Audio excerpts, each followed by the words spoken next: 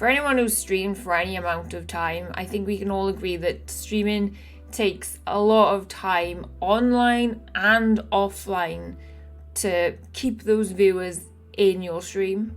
There are literally millions of people who stream right now, so I can see why people don't want to take extended breaks like holidays or just taking time away from streaming, because they're afraid that the community they've built up will dwindle away when they are on a break. But it is really important to take a break because you do not want to have burnout.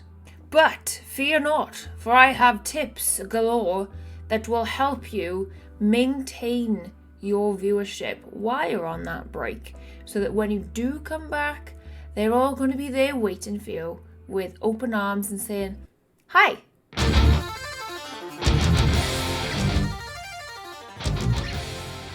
Hi friends. So for any one of you who've ever had a consistent stream schedule and then taken a huge break from streaming and then come back to it, you know how hard it is to start again. I've been there myself. I streamed 2, maybe 3 times a week before. Then I took a huge break of about 6 months or so, came back to it, and then I pretty much had to start again from scratch. So my advice is, 1, don't take huge long breaks.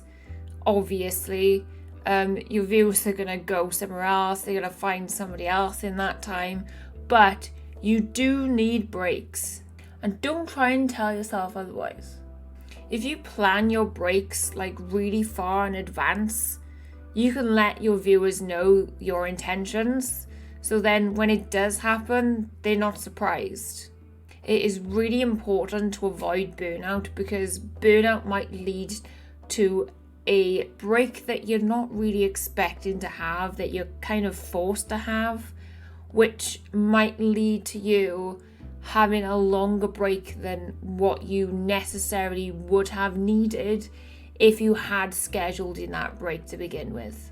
Even though you might not be streaming, you may not want to give up social media completely so that you can still kind of promote your channel even though you're not streaming.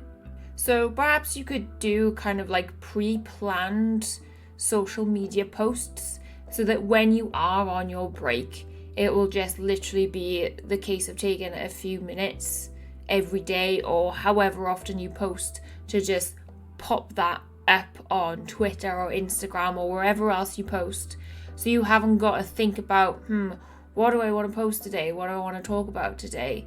And it will still feel then to your viewers and those who do follow you on those social platforms and those who are going to find you on those social platforms that you are still engaged and active with your viewers, even though you're not actively streaming. Okay, time out. I have no idea what is going on with my camera today. It is in and out of focus.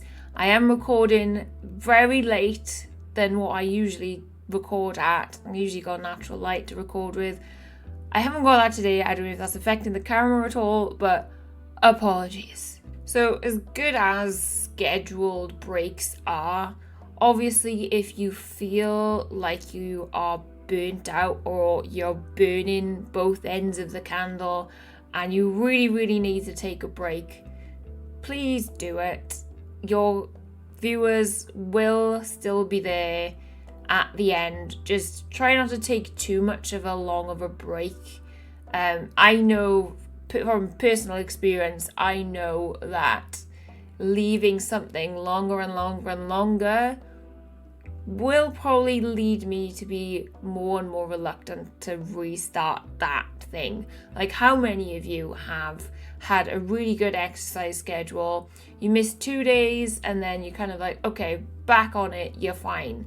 If you miss 2 weeks, it's a little bit more difficult. So try and, think of this when you are taking your breaks, even if they are scheduled or not. Try and estimate where you feel that if you have this break, you will feel excited to come back into streaming.